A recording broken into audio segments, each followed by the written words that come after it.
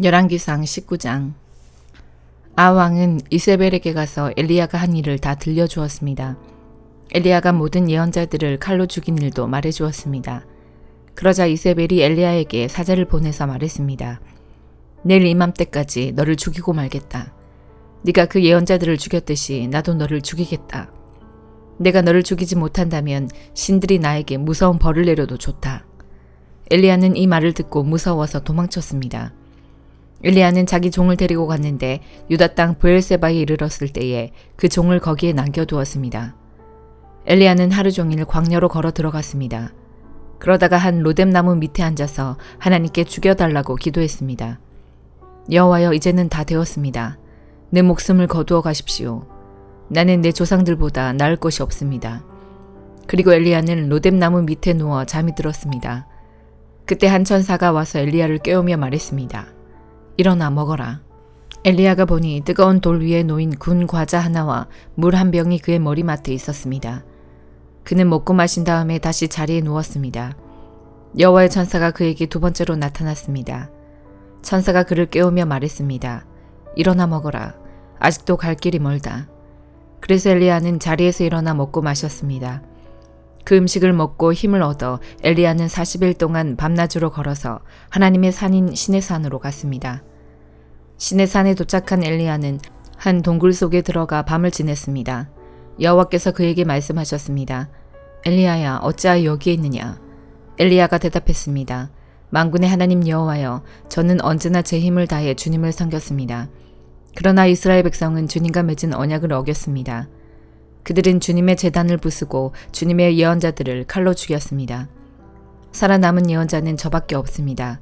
그런데 지금 그들은 저까지 죽이려 합니다. 여호와께서 엘리야에게 말씀하셨습니다. 가거라, 산 위에서 내 앞에 서 있어라. 내가 네 앞으로 지나가겠다. 그러더니 매우 센 바람이 불어와 여호와 앞에서 산을 가르고 큰 바위를 쪼갰습니다. 그러나 여호와께서는 그 바람 속에 계시지 않았습니다. 바람이 불고 난 뒤에 지진이 일어났습니다. 그러나 그 지진 속에도 여호와께서는 계시지 않았습니다. 지진이 일어난 뒤에 또 불이 났지만 그 불 속에도 여호와께서는 계시지 않았습니다. 불이 난 뒤에는 조용하고 부드러운 목소리가 들렸습니다. 엘리야는 그 소리를 듣고 겉옷으로 얼굴을 가렸습니다. 그리고 밖으로 나가서 동굴 입구에 섰습니다. 그때 어떤 소리가 들려왔습니다. 엘리야야, 어찌하여 여기에 있느냐? 엘리야가 대답했습니다. 만군의 하나님 여호와여, 저는 언제나 제 힘을 다해 주님을 섬겼습니다. 그러나 이스라엘 백성은 주님과 맺은 언약을 어겼습니다. 그들은 주님의 제단을 부수고 주님의 예언자들을 칼로 죽였습니다. 살아남은 예언자는 저밖에 없습니다. 그런데 지금 그들은 저까지 죽이려 합니다. 여호와께서 엘리야에게 말씀하셨습니다. 네가 왔던 광야길로 돌아가 다마스커스로 가거라. 그 성에 들어가서 하사엘에게 기름을 부어 아람 왕으로 세워라. 그런 다음에 님시의 아들 예후에게 기름을 부어 이스라엘 왕으로 세워라. 그리고 아벨무올라 사람 사밧의 아들 엘리사에게 기름을 부어라. 그는 너의 뒤를 이을 예언자가 될 것이다. 하사엘의 칼을 피해서 도망치는 사람은 예후가 죽일 것이요, 예후의 칼을 피해서 도망치는 사람은 엘리사가 죽일 것이다. 또한 내가 이스라엘에 7,000명을 남겨두었는데 그들은 한 번도 바알에게 절한 적이 없고 바알의 우상에게 입을 맞춘 적이 없는 사람들이다. 엘리야가 그곳을 떠나서 사밧의 아들 엘리사를 찾았습니다. 엘리사는 밭에서 12쌍의 소가 끄는 쟁기로 밭을 갈고 있었습니다. 엘리사는 11쌍의 소를 앞세우고 12번째 소가 끄는 쟁기로 밭을 갈고 있었는데 엘리야는 엘리사 곁으로 지나가면서 입고 있던 겉옷을 그에게 입혀주었습니다. 그러자 엘리사가 소를 버려두고 엘리야에게 달려와서 말했습니다. 내 아버지와 어머니에게 작별 인사를 하고 오게 해주십시오. 그런 다음에 선생님을 따라가겠습니다. 엘리야가 대답했습니다. 돌아가거라, 말리지 않겠다. 엘리사가 집으로 돌아가 소 2마리를 잡고 소가 매던 멍에로 불을 떼서 고기 요리를 만들어 사람들에게 주었습니다. 사람들이 요리를 먹은 뒤에 엘리사는 그곳을 떠나 엘리야를 따라가 그의 제자가 되었습니다. 데살로니가 전서 2장. 형제 여러분, 우리가 여러분을 방문한 곳이 결코 헛되지 않았음을 여러분도 알 것입니다. 여러분도 알다시피 우리는 여러분에게 가기 전에 빌립보에서 고난을 당하였고 멸시를 받았습니다.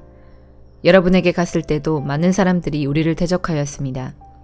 그러나 하나님께서는 여러분에게 담대하게 하나님의 복음을 전할 수 있도록 우리를 도와주셨습니다.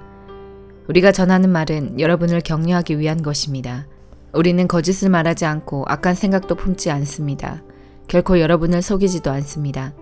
하나님께서 우리를 훈련시키시고 복음을 전하라고 하셨기 때문에 말씀을 전할 뿐입니다. 우리는 사람을 기쁘게 하기보다는 우리 마음을 살피시는 하나님을 기쁘시게 해드리기 원합니다. 우리가 여러분이 듣기에 좋은 말을 해서 여러분의 마음을 사거나 돈을 바란다든지 욕심을 채우기 위해 거짓으로 행동한 적이 없었다는 것을 여러분은 아실 것입니다. 하나님께서도 우리를 증거해 주실 것입니다. 우리는 여러분이나 혹은 다른 누군가가 칭찬해 주기를 바란 적도 없습니다. 우리가 그리스도의 사도로서 우리의 권위를 이용해 여러분이 우리를 칭찬하도록 만들 수도 있었을 것입니다. 그러나 우리가 여러분을 얼마나 온유한 마음으로 대했는지 아실 것입니다. 우리는 어린 자녀를 돌보는 어머니의 심정으로 여러분을 대했습니다. 우리는 여러분을 사랑하기 때문에 하나님의 말씀을 여러분에게 기쁜 마음으로 전할 뿐만 아니라 여러분을 위해 우리의 생명까지도 기꺼이 내어줄 수 있습니다. 형제들이여, 여러분은 우리가 얼마나 열심히 일했는지 아실 것입니다. 우리는 복음을 전하는 동안 여러분 어느 누구에게도 짐이 되지 않으려고 밤낮으로 열심히 일했습니다. 또한 우리가 얼마나 흠없고 거룩하고 바르게 살고자 했는지 알 것이며 이에 대해 하나님께서도 증인이 되어 주실 것입니다. 여러분도 알다시피 우리는 아버지가 자녀를 대하듯 여러분 한 사람 한 사람을 돌보아 주었습니다. 여러분을 높여주고 위로하며 하나님을 위해 선한 삶을 살아가라고 가르쳤습니다. 왜냐하면 하나님께서는 여러분을 그분의 영광스러운 나라로 불러주셨기 때문입니다. 하나님 앞에 또한 감사한 것은 여러분이 우리가 전한 복음을 사람의 말로 생각하지 않고 하나님의 말씀으로 받아들인 것입니다. 복음은 참으로 하나님의 말씀이며 그 말씀을 믿는 여러분 안에서 힘있게 살아 움직이고 있습니다. 형제들이여, 여러분은 유대에 있는 하나님의 교회와 비슷한 처지에 있습니다. 저들은 같은 동족인 유대인들에게 고난을 받았고 여러분 역시 여러분의 동족에게 똑같은 핍박을 받았습니다. 유대인들은 주 예수님과 예언자들을 죽이고 우리들을 쫓아내며 하나님을 기쁘시게 하지도 않고 모든 사람의 원수가 되었습니다.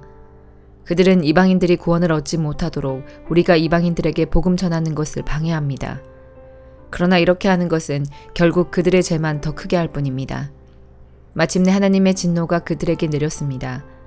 형제들이여, 내가 잠시 여러분과 떨어져 있지만 나는 항상 여러분을 생각합니다. 너무나 보고 싶고 또 여러분이 있는 곳으로 가고도 싶습니다. 그래서 나 바울이 몇 번이나 가려고 했지만 사탄의 방해로 갈 수가 없었습니다. 여러분은 우리의 소망이요 기쁨이요 면류관입니다. 우리 주 예수 그리스도께서 다시 오시는 그날 우리는 여러분을 자랑스러워할 것입니다. 진실로 여러분은 우리의 영광이며 기쁨입니다. 다니엘 1장. 유다 왕 여호야김이 왕이 된 지 3년째 되는 해에 바빌로니아 왕 느부갓네살이 군대를 이끌고 예루살렘에 쳐들어와 성을 포위했습니다. 그러자 주께서 유다 왕 여호야김을 느부갓네살 왕에게 포로로 넘겨주셨습니다. 그래서 그는 하나님의 성전 기구들 가운데 일부를 가져다가 바빌론에 있는 자기 신전의 보물창고에 두었습니다. 느부갓네살 왕이 아스부나스 황관장에게 명령하여 포로로 잡혀온 이스라엘의 왕족과 귀족의 아들들 중에서 몇 명을 왕궁으로 데려오겠습니다. 데려오는 소년들은 몸이 튼튼하고 잘생겨야 하며 교육을 많이 받은 사람, 지혜와 총명이 있는 사람, 그리고 왕궁에서 왕을 모실 수 있는 사람이어야 했습니다. 왕은 그들에게 바빌로니아의 언어와 문학을 배우도록 하였습니다. 왕은 그들에게 매일 그가 먹는 음식과 그가 마시는 포도주를 주면서 3년 동안 교육시킨 후에 왕을 모시게 하려 하였습니다. 그들 가운데 다니엘과 하나냐와 미사엘과 아사랴가 있었는데 이들 모두 유다의 자손들이었습니다. 황관장이 그들에게 바빌로니아식 이름을 지어주어 다니엘은 벨드사살로, 하나냐는 사드락으로, 미사엘은 메삭으로, 아사랴는 아벳느고로 불렸습니다. 다니엘은 왕이 준 음식과 포도주로 자기를 더럽히지 않게 해달라고 황관장에게 부탁하였습니다. 하나님께서 황관장의 마음을 움직이셔서 다니엘의 말을 좋게 여기도록 해주셨습니다. 황관장이 다니엘에게 말했습니다. 그렇지만 나는 나의 상전이 두렵다. 왕께서 너희가 먹고 마실 것을 정해주셨는데 너희가 이 음식을 먹지 않아 너희 얼굴이 너희 또래의 다른 젊은이들보다 못하게 보인다면 이 때문에 내 목숨은 왕 앞에서 위험하게 될 것이다. 다니엘은 환관장이 다니엘과 하나냐와 미사엘과 아사랴를 지키라고 세운 감독관에게 말하였습니다. 우리를 10일 동안 시험해 보십시오. 우리는 채소와 물만 먹겠습니다. 감독관께서는 10일 뒤에 우리의 얼굴과 왕의 음식을 먹는 다른 젊은이들의 얼굴을 비교하여 보시고 당신들의 종인 우리를 마음대로 하십시오. 감독관이 그 말대로 10일 동안 시험해 보았습니다. 10일이 지났을 때 그들의 얼굴빛은 왕의 음식을 먹는 다른 젊은이들의 얼굴빛보다 더 좋고 건강해 보였습니다. 그때부터 감독관은 다니엘과 하나냐와 미사엘과 아사랴에게 왕이 내린 음식과 포도주 대신에 채소를 주었습니다. 하나님은 이 네 사람에게 지혜를 주셔서 모든 문학과 학문에 뛰어나도록 해주셨습니다. 또한 다니엘에게는 환상과 꿈을 해석하는 특별한 능력을 주셨습니다. 왕이 그들을 데려오라고 정한 그 기간이 끝나자 환관장은 젊은이들을 느부갓네살 왕에게 데려갔습니다. 왕이 젊은이들과 이야기해 보았을 때 다니엘과 하나냐와 미사엘과 아사랴만한 사람이 없었기 때문에 그들이 왕을 모시게 되었습니다. 왕이 그들에게 여러 가지 지혜와 지식에 관한 문제를 물어보고 그들의 지혜와 판단력이 전국에 있는 어떤 마술사나 주술가보다도 10배는 뛰어나다는 것을 알게 되었습니다.